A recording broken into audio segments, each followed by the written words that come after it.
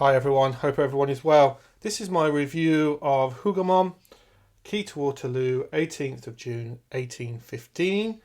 It is a mini game series published by Decision Games, and it uses their, I'll say, simplified musket and sabre rule set. Minutes to learn, quick to play, historically accurate. I've had this game a little while, played it through quite a few times, so we'll have a look at the map, the components, and talk about some of the game mechanics. The game comes with the rule set, which is the musket and sabre quick play rule set, and it also comes with an additional small rule set for rules specific to this game in the series. If we have a look at the quick play rule set first, not a huge number of pages, black and white. It is, having been through it several times, it's nicely laid out. For the most part, I think it's clear. There are a couple of rules that I and ahed over when I first read through the rule book, and I did check Board Game Geek, and there was a couple of other people had the same sort of questions, specifically over stacking, the amount of counters in that you can stack in a hex. And it's not that it doesn't make sense, it's just the particular use of the language doesn't lend itself to a complete understanding as well as it maybe could have. That's not unusual for war games, let's be honest, but there definitely are a couple of cases in the rules specifically to stacking. Also, I would say some parts of the combat, there were a couple of times where I was like, am I sure I'm playing this right? And then I kind of went, you know what, I'm just going to play it as I understand it to the rules, and everything worked out fine. But for a rule set that isn't too many pages, I think overall it's pretty good.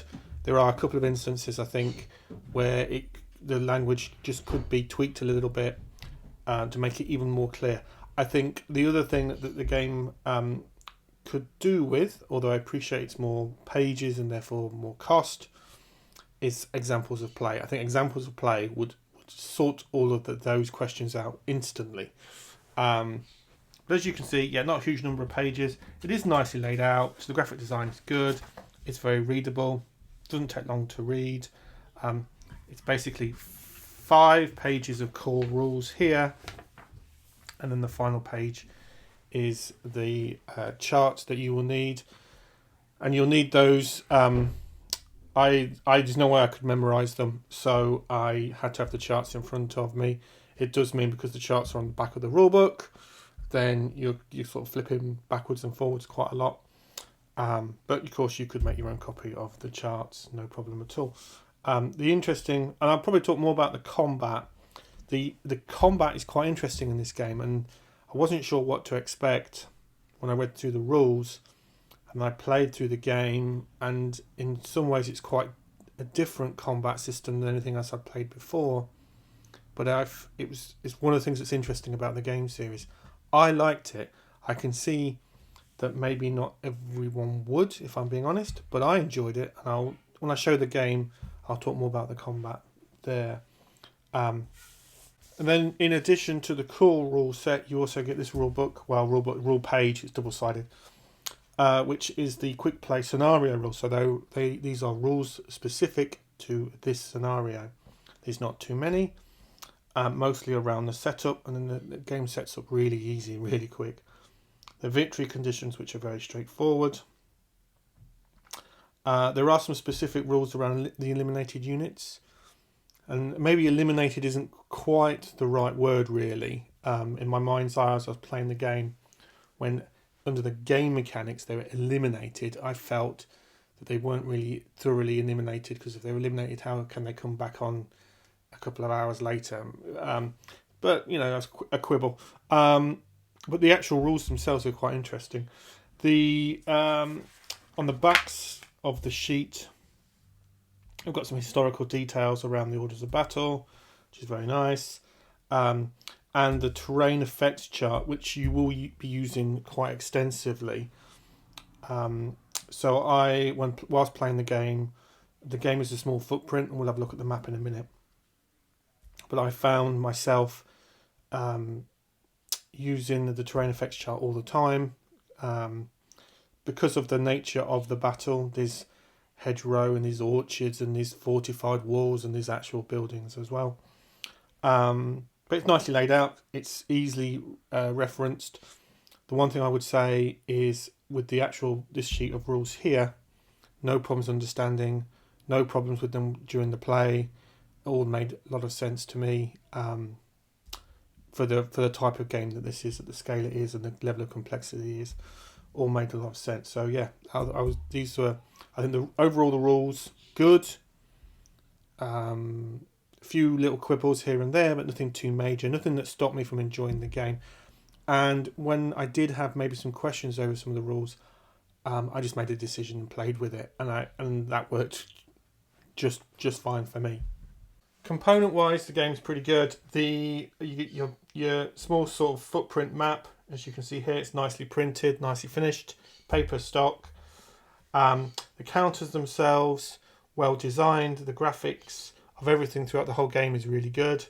Everything's very readable. The map I would describe as it's more functional, but it's got a pleasing aesthetic to the eye. Everything's nicely laid out. I've laid it here, landscape. When playing it, I would play it portrait, but it looks better on the camera this way. The counters, they're a little bit, they are a little thin, but there's lots of other games that are like that. And if you're familiar with decision games, it's sort of consistent. What I would quickly say, this is not an expensive game, so it is what it is. You for the price they're asking, I think this game, including postage, was about £15 here in the UK from Second Chance Games, something like that. The quality of components for that money, I was quite happy with, to be fair, because it's nicely laid out. The artwork's pleasing, very functional. What I've done here is I've laid these out in a sort of hypothetical sense rather than the setup. There's not too much. You don't start the game with too many counters on the map. They come, most of them arrive per turn. So in terms of the quality of the components, yeah, happy with for the money the game cost. Very happy. So in terms of the mechanics, one of the mechanics that's quite interesting is probably around how combat works in the game, and I'm going to demonstrate this with an easy, simple example. So let's say we've got a French unit here, and let's pick this one here against their enemy there. So you're comparing the first number to the second. That will give you, for example, here on the French side, a +2. You are rolling 2 dice, and then if we have a look here at the chart here, so let's suppose on those 2 dice we get let's pick high numbers, a 5 and a 1. You'll need to provide 2 separately different coloured dice, and the reason that's important is one of the dice is for the combat result, and one of the dice is for I would call it the morale result. And let's suppose on this example here, +2 for the French, so we've got our +2 column here, and let's say we get a 5, we get a DC result. We compare that here, and then with the second dice that we rolled, we compare that to the morale value of the counter, which is the middle number there, which is a 5. And let's suppose in our example we have rolled higher than a 5. If we rolled higher than a 5, we would then look on this column here. If we'd rolled lower than a 5, we would use this column here. So you're rolling 2 dice and using those results in 2 different ways. 1 dice for the results here, 1 dice for the results here. And that's quite interesting, I found, and the results here are really quite telling. So for example, in that case, if the British counter here had passed its morale check, then there would be no effect. All units remain in position. If they had failed, so if they had rolled a 6, for example, so it was a higher number there, then the losing units would be disrupted or flipped to the ineffective side, depending on what type of unit it is. Depends if it disrupts or flips. and it would retreat 1 to 3 hexes, and the opponent would be able to move into that position there, like so. And that's true of all the different effects of the combat.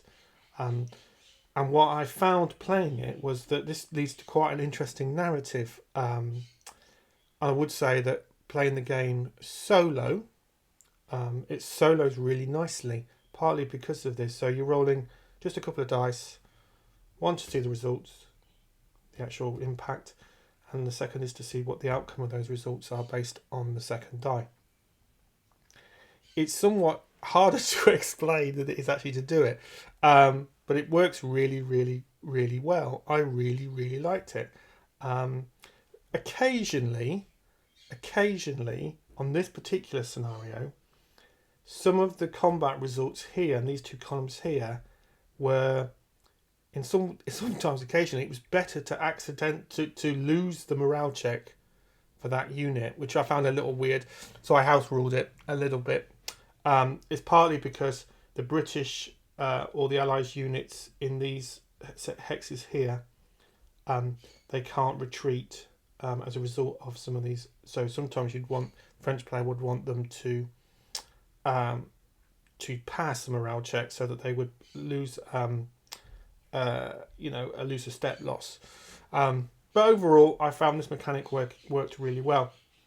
Movement, cavalry charges, artillery, all the standard fare for the game. They all work. Zones of control. The other thing that is interesting, so I should say zones of control work as you'd expect. The other rule that's quite interesting is the counter-attack rule. So this is, I've seen this in other games, but basically, if you don't attack all of the opponents in your hex that you could, they will attack you back and they get a massive buff, which can be very bad for you. But sometimes you don't want to attack, sometimes you do, and it's quite an interesting mechanic.